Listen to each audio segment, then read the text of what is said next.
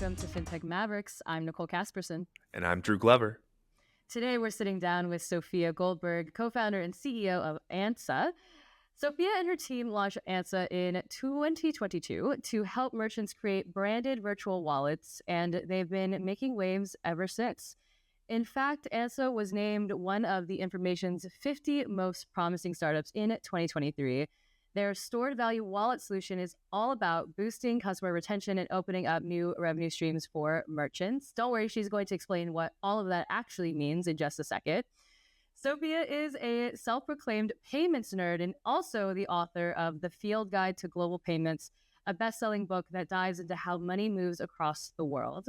She's been recognized as one of American Baker's Innovators of the Year in 2024 in digital banking, and was also named one of New York City Fintech Women's Inspiring Fintech Females of 2023. I think we share that recognition, Sophia.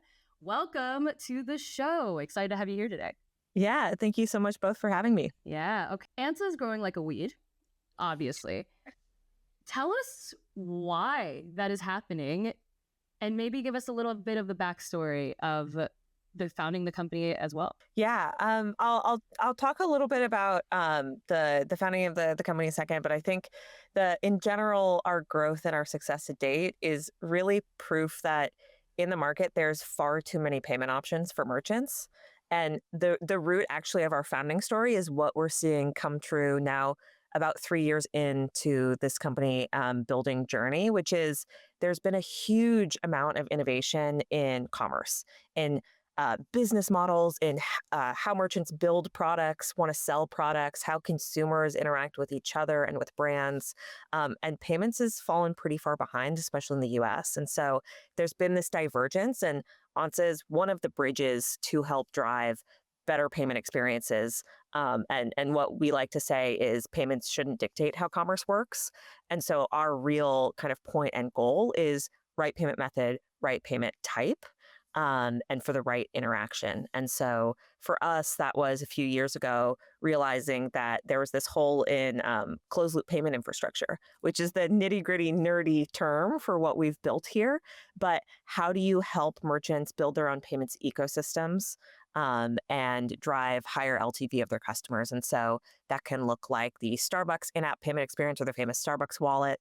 That can look like how you support microtransactions or tipping on, creator economy type platforms. It can also be how you use, your transportation card. So all of these different use cases in daily life, we like to say our platform supports everything you would have used cash for 20 years ago.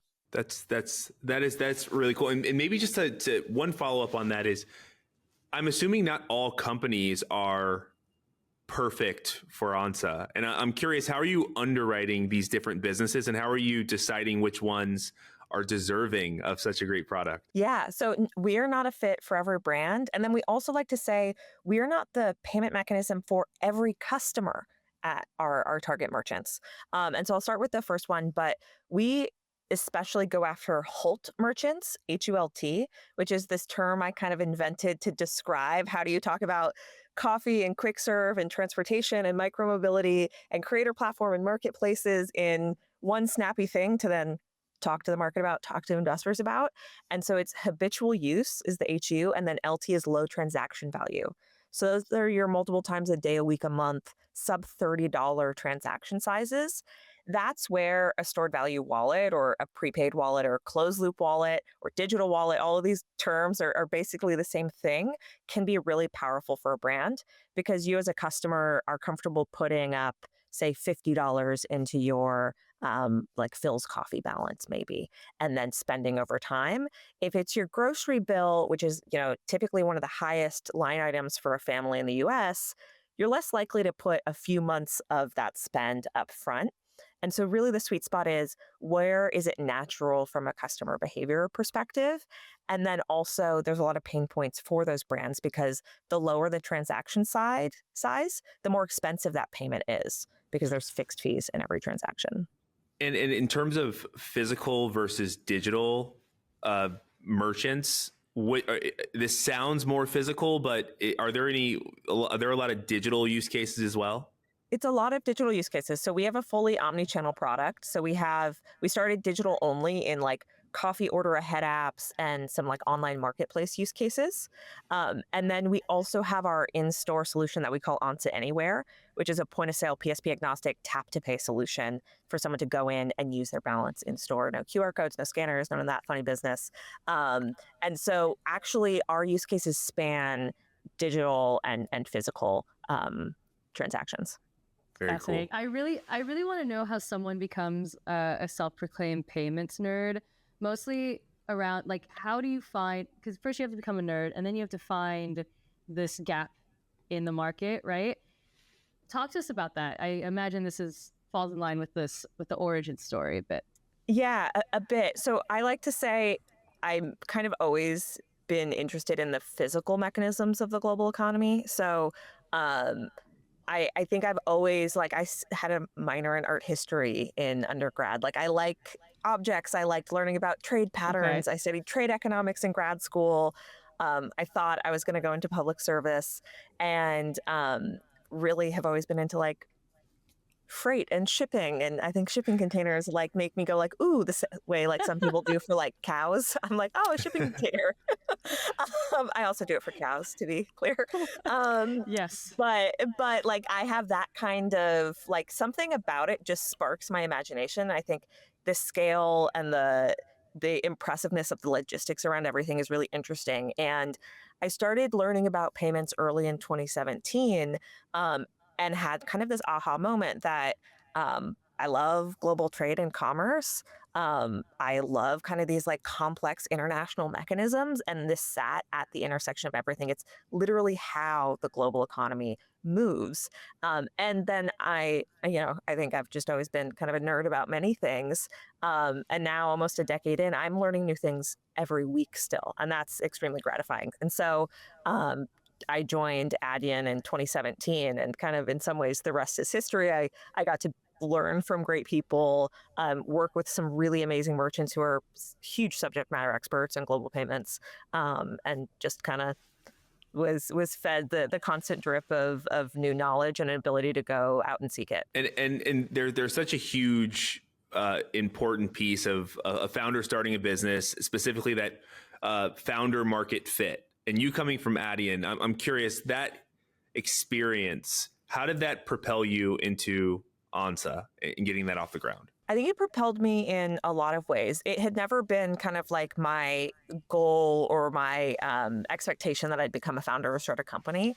It really was this idea and seeing this gap and having this attitude of like, well, I guess may as well be me, Right. because I know how this should work. I think it should exist. And I was and still am very much of the perspective that I think we're building like core payment infrastructure here that should exist. It should be an option for brands everywhere, but especially in the US. And so I think a few different things. I think one, Adyen had a like very high ownership culture. And so it was, an awesome startup to be at through hypergrowth and IPO and post IPO from the perspective of people didn't stay in their lane. You worked through a lot of various parts of the business. And so I think that nosiness kind of was a great fit for me, but also taught me a lot of what I needed in founding, which is you just have to go learn things for yourself and figure it out and go build your own group of people to get any job done and triage your own problems, which has been hugely important to also building a company. And I think the other side is it gave me a lot of the strong fundamentals on understanding the complexities of the industry. And payments or fintech, when you move money, move fast and break things doesn't apply. And so having a strong grounding in where are the areas we can push the mark a little bit and get a little bit more out there in what we're trying from a business model perspective. And then understanding the sensitivities of like, don't mess around with money transmission. There are rules and regulations there for good reason. There are, experts to go work with, the right legal teams you need to go do those things correctly. And so I think it saved us a lot of time because we knew some of those third rails, and we knew how, from day zero to start building, given that we were trying to build something really big, it'll be a problem when we're big enough wasn't really our perspective around like core infrastructure, money movement, stuff like that. And so what was, I guess, the aha moment or the story there when you were like, okay, I know that it's me. I see the gap in the market. I'm going to go ahead and be the one to fix it. What was that, I guess, tipping point for you? Yeah, it was during COVID. I don't know if either of you were on Clubhouse. Yeah. Yeah. What a Oh my moment in gosh, time. remember?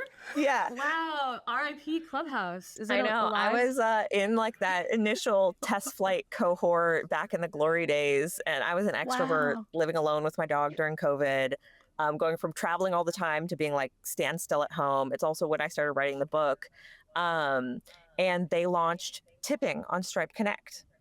And it was in the heyday of creator economy. Everyone thought like we're going to be stuck at home forever. Everyone's going to be a creator. This is completely the future of the economy. All these think pieces 2021. And then I saw all these platforms launching subpar payments experiences that not only didn't work, were going to halt the ability for folks to do microtransactions. And so I think of what they were trying to do there as busking, but digital. I don't want to send someone $5 in a room. Like maybe if it's a ticket, but that feels really high, like socially. But like tipping someone 25 cents, that's easy. That's fun. But you're in negative unit economics if you do that on card rails, because every transaction costs at least 30 cents with scheme fees and processing fees. And so this felt to me like a no-brainer of, okay, get folks to load up a wallet. I knew, some truths about payments, like the cheapest way to move money is to never move money. That's how correspondent banking works. And so that explains so much. Yeah, I like and that. so if you're wanting to send someone 25 cents, you really have to already have those funds on the platform. You have to try and retain those funds on the platform. And they were trying to build this ecosystem. And so I saw a few other platforms do it at the same time, but I think something about how Clubhouse built their integration where they showed you the payment fees that they would tack on to the person tipping. So if I was going to send you $1, they were going to charge me like $1.70. I was like, oh, this is so glaringly wrong. This doesn't get the thing we want to protect, which is let's try and get this nascent form of commerce and social interaction off the ground. And so I went hunting for a solution to just be like a friendly payments person saying, hey, I've got something better for you. And I couldn't find it. And I started talking to folks who I know, the former head of payments from Ease, and like they had done an RFP. So he sent me the RFP responses of like the options on the market. I knew people from the Uber Money team who had built Uber Cash in house, and I knew it'd been hard, but then I started hearing like, okay, what was hard about this? Why did you decide to build it in house? And that's where I had the aha moment that like just in those 3 conversations, I had 3 different use cases, different types of commerce that had this gap, and met my co-founder JT around the same time, and we just kind of like kept going and went deeper and deeper, and it kind of hit the crescendo where I realized to actually be able to develop the idea. Actually, I didn't meet him till after I left Adyen. I would have to leave my job to go do it justice, and that was a really hard jump. But yeah, That is a hard one. Yeah, that jump I think is really big. Just I think for the market that we're in right now, future of work. I believe that we're in this moment where being able to start a company is easier than it's ever been, but starting a company that has a multi-billion-dollar kind of generational vision is very different. You leaving for such a big idea, like tell us a little bit more about that moment and like what it took for you to leave Adyen behind and lean in. Yeah, a lot of people thought I was crazy, especially for this idea, because it is closed loop is kind of a dusty corner of payments. And I was like, yeah, but like we can make it really sparkly. And a lot of people just don't believe that, and that's fine. That's part of the journey. I think I was really lucky that I was in San Francisco, and so I was around a lot of other early stage founders, which demystified that like not everyone is like a Jeff Bezos or Elon Musk to be a great founder. That's not, maybe that's who you become over time, and that's a fatality that we'll all face. But I think there was a lot in terms of like meeting other founders, meeting other female founders, understanding a little bit more about what the process was like, and then having so many people tell me, if you think you want to be a founder, just go do it. And so I decided to time box it for myself. So I made sure to save enough to give myself basically 12 months of expenses. And I said, in 12 months, I can go get another job. I'm going to Okay. try it and see where this goes. And I remember, I think the night before I quit, I called my mom and I was like, no one's going to stop me. Like, you can just quit your job and start a Right? company. And it's like that Twitter phrase of you can just do things. It's true. Like, you can just do things. And it's wildly scary, but also like so self-actualizing to be able to go do. It's so true though. I had a similar conversation. For me, my parents were like, you know what, just at least you're young, right? They were like, just go, if you're gonna take this risk, you might as well just go do this thing now. And I even try to make the loophole of like holding a job while building a company. That I lasted about a month. That was a total mistake. No, you have to go all in, and no, it's really really fascinating. I think you had the idea, you started. How did you, I guess, start convincing then others that this was a viable idea? Because I want to also talk about your funding, because I understand how interesting also that journey has been. But before that, how did you just even convince people like, hey, this dusty corner of payments can be sparkly and very very lucrative? Yeah, I think it was hard. Like, I think Yeah. a lot of like payments nerds would be like, oh yeah, that is really cool. Like, they understand it and they think it's interesting. That doesn't mean they're going to quit their jobs and do it with me. And so there's been quite a few people that I like tried to get to join in the early days, that were like, oh, I'll like help you out. I'll like, jam on some thinking, but I'm not quitting my job for this yet. And so some of that is just like realizing and not waiting. And thankfully, one friend told me, he's like, do not wait for me. And I wasn't really going to, but it was nice for someone to be like, To keep say that. going, figure it out. I'll be here to support. I think really though, it's all about just not caring too much when you hear people that are naysayers and just finding the people who believe. And so,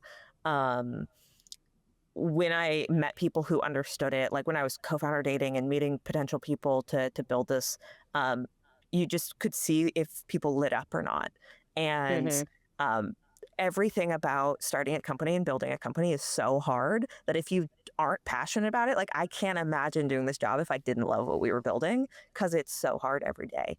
And so I think it's just the tenacity of like knocking on other doors. There's a lot of people out there, and that's the same with in kind of fundraising. It's like find the people who believe it, because if you have to convince too hard, like everything's going to be hard with them, because like startup businesses aren't overnight successes. It maybe looks like that in the press, but a lot goes into that. And so double down on the people who are early believers and just kind of like don't think about the rest. Just real quick, tell me a little bit more about founder dating. I'm so fascinated by that process. Drew, I was going to ask the same thing. I've heard so much about founder dating. Everyone's like, I met my co-founder on Tinder for founders. And I'm like, what is this?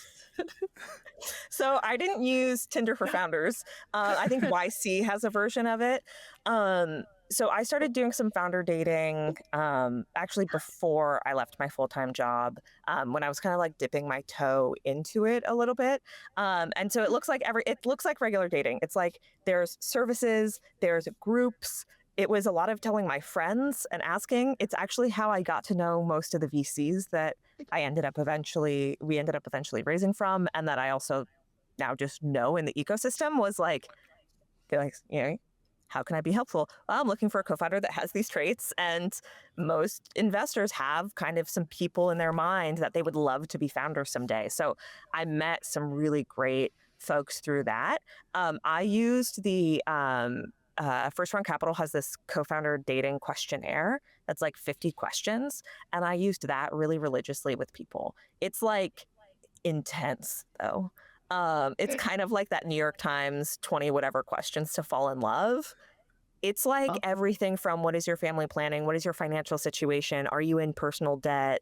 What kind of exit would you take? Who can fire a co-founder? Like, you go really deep on all of the like kind of things you'll come up against, like how you appreciate receiving feedback, how you like giving feedback, how you think about compensation philosophy for the team. Like you go deep. And that was really great. And I probably went deep with like 4 or 5 people. Wow. But yeah. You probably learned a ton about yourself as well. Yes. The first time I did it, I think half the questions I was like, I don't really have a perspective. And then it takes almost like 8 hours to go through well with someone. And so it's a lot of time. And by, I think the 3rd time I did it with someone, I had opinions on all of them. This is so much more robust than Hinge. And I thought that was a lot. Like okay, so wait, hold on. Okay, I swear we'll move on from this. Were there some like green flags maybe that maybe your co-founder found in you and like in you vice versa? Like what were some of those initial traits you were looking for in each other? Yeah. I haven't thought about this in 3.5 years or more. I think reality about the journey. And so that means like we knew it was going to be hard, but we knew it was going to be a journey that we were excited for. And I think that knowing that it's serious, like it's very easy, and especially like end of 2021, 2022, like quote unquote, if you have a good background, it's not the hardest thing in the world to go out and raise $1 million and start a company and if you're in San Francisco. And so that means like, you don't have to be that responsible with it. But he and I connected over the fact that like, if we hire people, we are responsible for their livelihoods. And like, we had a certain amount of like shared responsibility of how we thought about building a business. And I think that's the main thing of when I said what I was looking for, was I'm looking for a partner that wants to build a business, not just a product. And so that means like, you know, a product person and engineer can build a really cool product, but there's 1,000,001 things that go around that to actually build a business that's going to be successful. And so I think that's one piece that he and I really connected on. Wow. All right. Yeah. You were aligned on building a legacy, basically, I imagine, which is important. I find that even with, okay, so I mean, I'm marrying my co-founder, but I think I agree. Like that is something that him and I happen to just be very aligned on, is like we see this as this long-term vision and wealth building and just legacy building opportunity for us. Let's talk about the raise. So you have raised nearly, in your team, 20 million, and you had a Series A funding that came from over 95% female investors. I remember covering this at the time when it happened. While I know that wasn't intentional, can you walk us through a bit how that happened and just how special and unique something like that really is? Yeah, I like to say like sheer dumb luck and remind folks that we also have wonderful men on the cap table. It really was accidental, and I think it really speaks to how far the venture industry has come in like having more female partners and amazing qualified female partners. And so I think like from who we went out to raise with, it was probably a 50-50 mix of male and female partners. And so like even that is pretty exciting. I think Fintech has done an amazing job, that there's like awesome female investors in Fintech. And so I think we were pitching to a pool that was extremely diverse. And so it just so happened that the team we really connected with, and the mix of all the things that go into like what fund you partner with in a raise, is a female founded fund and 2 female GPs. And our partner from Bain, Christina, is also a woman, and Bain doubled down on our A. And so it just kind of happened that way. And so it wasn't a thing we ever went out for. It wasn't a thing we cared about, because what I've cared about when we've gone out to raise is who's going to be the right partner to get us through this next phase of the business and help us grow to that next phase.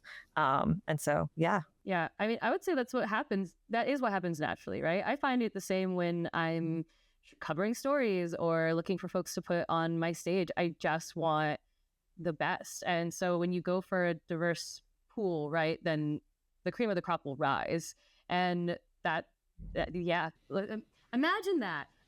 So I I also imagine, though, it also is helpful in terms of like, I love to how, you know, there's often a narrative that like women investors only want to, you know, invest in very like female centric products, or like, you know, things that would fall into like a female category, or and it's like, I'm confused. Do women not need money to move to, like, do we not, you know? And so I find those weird barriers strange. And I just appreciate the way that this happened in its natural, organic manner, and that it's proof that this can happen if you're just looking at a diverse pool and looking for the best. Yeah, and I think there's sometimes this like obviously a weird double standard, but I'll hear like, oh well, like female investors are harder on female founders, and like queen bee syndrome, or they only invest in consumer and like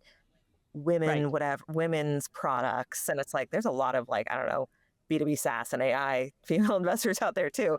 And so I found it funny when people would be like, oh, aren't you worried about female investors being hard on you because you're a woman? And I'm like, I've heard some like pretty out there things from men I've pitched. So no, I think everyone is like, just think of each person individually, think about their fund, think about who they are. But like at the end of the day, as a founder, I'm signing up for a decade-long relationship with a singular person. And so that kind of washes away what is gender, what is background, what is anything else. And it's like, okay, are we going to be able to build a relationship here? Do we have similar vision for this company and what we need and how we want to work together? And like you said earlier, choosing the right investor is very similar to choosing a co-founder. It's similar, right? Like probably a little bit longer of a relationship, a little bit longer than 10 years as you talk about a co-founder, if everything aligns, but it's the same thing for an investor. And so to your point of there's so many questions that are asked and you go so deep with investors and they go so deep with you that it's not a surface level conversation where you start necessarily seeing who you're talking to. It's more like we're just underwriting beliefs and understanding what we're trying to build here. I will also note though, just to call out Sophia, is as an investor, some of the minds that I lean on the most in the fintech space are women investors. And I actually believe that is because a lot of them have just worked a lot harder to get to where they are. And they have so much knowledge based on the work they did prior to the role that they're currently in, that they have a really, really, really strong perspective on what history has told us will make something today successful or not. And so I lean on that perspective a lot to be like, tell me everything that didn't happen in the past that was wrong to make us understand why this can work today. And so I just a call out there of what I've seen as an investor. Yeah. I think that's a great perspective on it for sure. Yeah, no, I love that. It's also, I think because like, there's so many instances where I find women, when I really open like the door for those historical thoughts and opinions, it just like the floodgates open, like it comes out of them because maybe they've been holding on to this or like hadn't been able to like express it in a certain job or role or whatever. And so I always find that so awesome because then also I get to be the one to first cover these perspectives. And so I always love that element. Okay, so let's talk a little bit about scaling with purpose and profit. Really, a lot of the reasons we're here at for Fintech Mavericks. So, I guess as you've been scaling, as you've been growing, I think we all know that's something that can happen. Is it can be hard to kind of keep focus on the original mission, right? It can be hard to lose sight of the initial purpose of what your building is all about. How do you, I guess, balance some of the pressures to maybe change or like an investor telling you to change and when you're like, no, I swear I'm going down the right path? Yeah, how do you just balance like your integrity, I guess, and also your intuition and conviction with that outside noise? It's so hard. I mean, it's so hard. I think this is one of the most frustrating parts of this job. And what was a big learning curve for me in year one of being a founder is getting comfortable with the amount of ambiguity. Like we don't know if we're making the right choices for so many years down the line. I mean, it's similar to investors, right? It takes years to really understand, like, was I crazy or was I brilliant? And it's teetering on those two realities every day, which is hard. And so I think for us, our guiding principle is broad enough that actually I've always been more concerned that we don't stay too close to the original idea, because I want to make sure at the end of the day, we're trying to be better payment rails for merchants for how they want to transact in the modern economy. And so closed loop is obviously the core of what we do, but a lot has actually changed around the edges in terms of what the product looks like, how it integrates, who we sell into, what the value props are that wouldn't have been the case 3 years ago and wouldn't have been the case if we stayed super narrow-minded on what we were building. And so I think we've been very, very intentional about focusing on merchant value, learning from our customers, from our prospects, from the market changes, and then honing it kind of back into like, at the end of the day, is that a scalable business also? And so we've tried really hard to balance those things. But for example, we started as closed loop payment infrastructure. We were going to be fully B2B APIs. It was a cost of payments play. And like, that was the story. We were B2B2C, but like we were really building a B2B business. Fast forward today, like we're not selling into CFO and payments teams as much as we're selling into marketing, digital, and loyalty teams.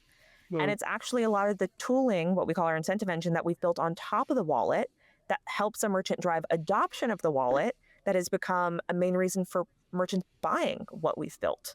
And so it's, the core part I get excited about is, the APIs and the infrastructure, but what drives the most value is what we learned by listening to our customers, listening to the market, and realizing that since we're B2B2C, if we don't help the B2C be successful, we won't be successful.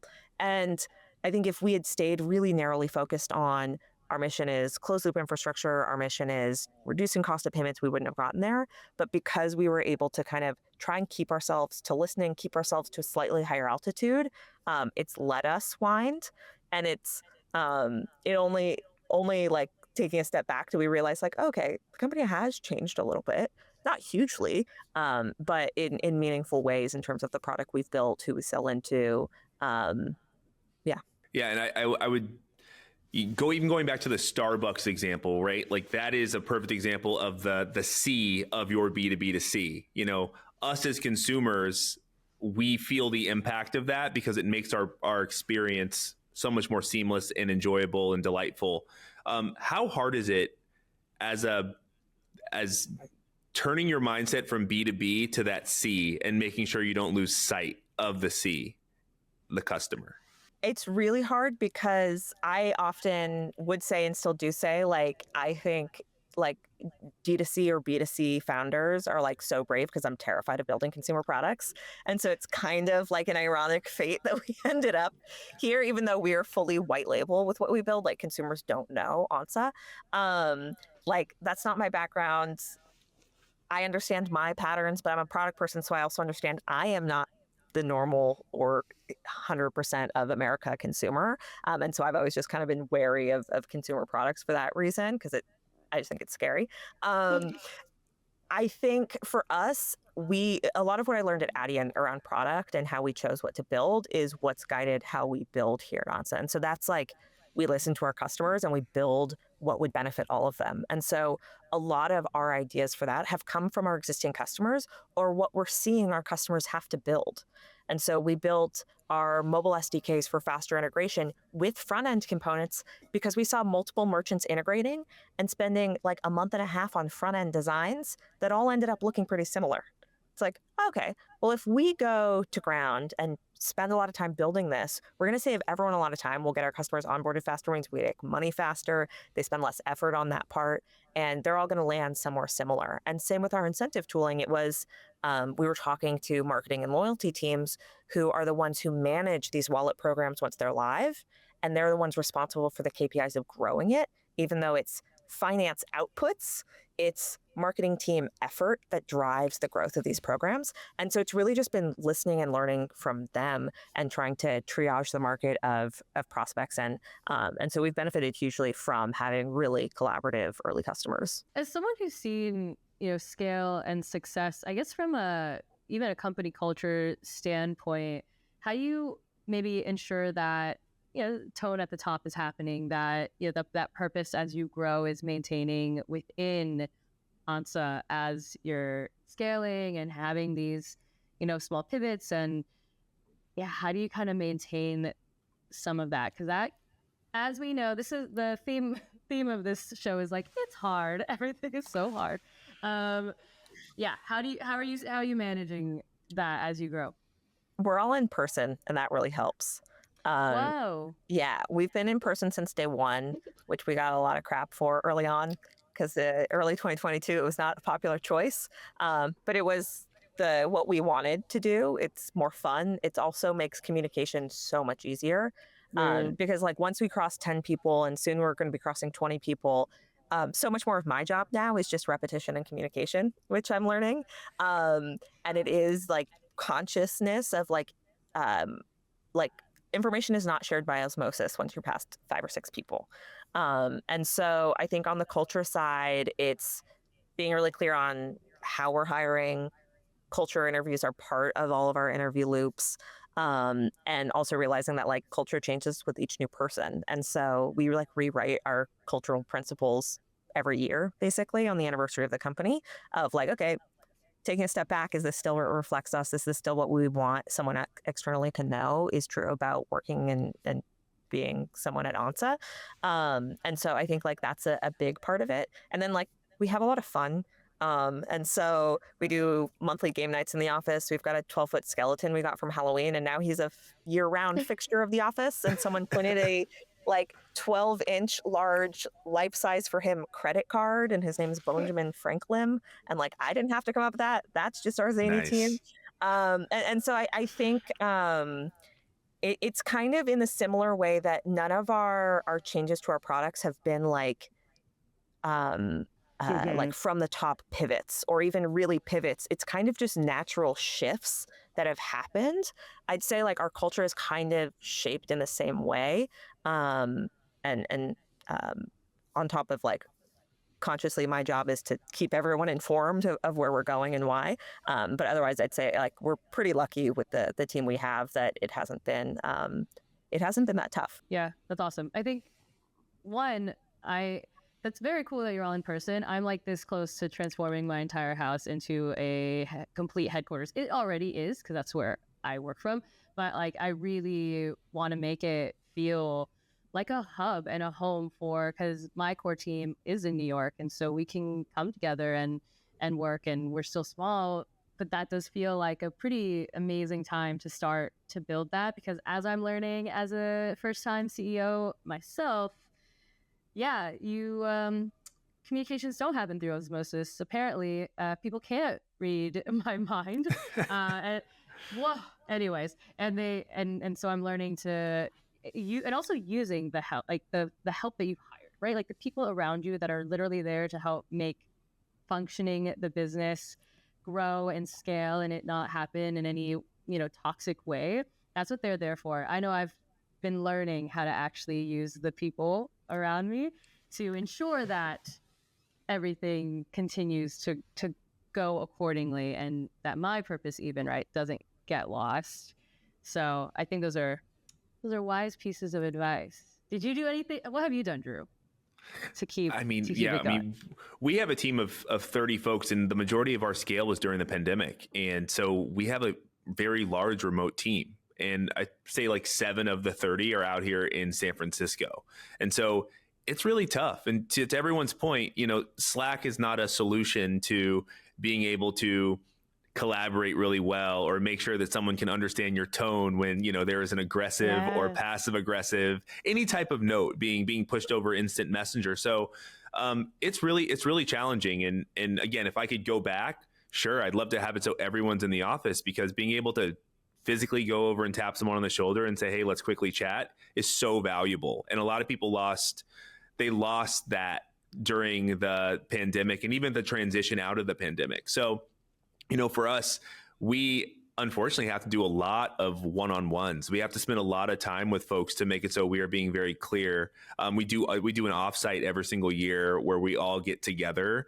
But you realize coming out of the pandemic, it's a lot more expensive to be a remote team. During the pandemic, it was very inexpensive. So one of the pluses is we got to hire talent, and location was not a limit to where we found talent. But coming out of it is you realize that you have to put a lot more energy into the process of communication with a remote team. So it's a blessing and a curse, but we found a way to thrive regardless of the situation. but I'm jealous of you, Sophia. It sounds like you guys made a good decision. Good long bet. This is a bunch of spicy takes on this pod right now. It's like, the Fintech Mavericks believe in working in person. Da, da, da, da, da. Anyways, if someone wants to cover that, they can.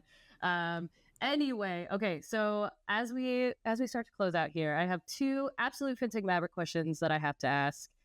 Drew could also ask one of them, but I'll ask the first one. So balancing purpose and profit is the core of the show. It's one of the toughest challenge for any founder. Talk to us about how you kind of strike that balance in your day-to-day and what it means to have your purpose actually reinforce the growth and scale of your company and its profitability.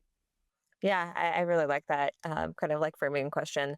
I think if we don't have profits or massive revenue, we can't reach our full purpose. And so I think with what we're trying to do and where we're trying to go, we're trying to kind of shake up payments in the US. And so we have to build a business that can last, that can be large enough for the largest merchants to trust us. And so for us, they're pretty inextricably linked. I'd say the other piece is being patient with the profits, knowing that what we're building is very intentional, but it's also infrastructure and it takes time. And so I think the hardest thing in startup land, where you're just burning daylight, it feels like, is to be patient. But I'd say that's kind of how we've been trying to find the balance, is high conviction and then a little bit of patience. Yeah. Ooh, patience, not a favorite thing up here in as a founder. Me either. Patience and focus. Focus. Yeah. Focus is very important. Yes. It's like back to the relationship stuff. Because I'm getting married at the end of this year, I asked some of my relatives who've been married forever. We did like a fun video where we asked, what's your best advice for us since we're getting married, and all of them, every single one, I have to re-record a few of them because every single one said patience and communication. Same in startups. Okay. Yeah, same thing. So like startups, marriage, the same thing. That's right. And well, I guess we can close it out with one more, and this is something that we ask all of our guests, but if you could go back to before starting Ansa, what would be the advice you'd give yourself? I think the main piece of advice is hire for your weaknesses faster and don't try and learn everything on the job. I think there's a big desire to be the founder CEO, learn how every piece of the company works, do it all. There's value in that, but there's also value in my time in a way that has been hard to realize and appreciate. So I think that's the main one. Great one. Yeah, really well said. That you did that fast. We stub people a little bit sometimes with that. We've had people take a minute, but that's a really good one. I agree. I feel like this podcast largely has been for me, Nicole, learning the advice from Sophia, because you do feel like when I first started, you really feel like you have to do everything. I truly believed I had to girl boss my way through everything. And, and I remember last year keeping things so close, and especially when I was writing the book. I'm going to ask one more question about that, actually. How were you writing the book while starting the company? I did that last year. How was that for you? Real quick. I just got to know. It was so hard. Sorry, I feel like there's going to be 20 million clips of me just going, it was hard, dude. That's going to be a good blooper. That's a good blooper later. Just Sophia, it was hard. Splice it up. Yeah. Get me one of those easy buttons from Staples, just it's hard. It's hard. So I tried to time it a little well. So I was done with the first draft by the time we raised our seed, which meant that I didn't realize how much happens after you write the first draft, which you are very keenly aware of, Nicole, also. I was I'm done with the draft, easy sailing from here. Not the case, I learned. But that meant I was actually able to focus pretty heavily on Ansa from the time we were fully rocking and rolling on it. Yeah, but my weekends were the book. It was laying in a park, with it printed out and editing. Yeah. All right. Okay. So timing, you timed it well. Yeah, so I That's good to am know. hearing it here first. No promises on timeline, but I have started dangerously thinking about a second edition. And that feels like a horrible idea from a time perspective, but there's a lot of gaps 2 years later. And so I've started noodling on that. I agree. Nice. I'm still trying to figure out why I can't send money over the weekend or on a holiday. We should figure something like that out.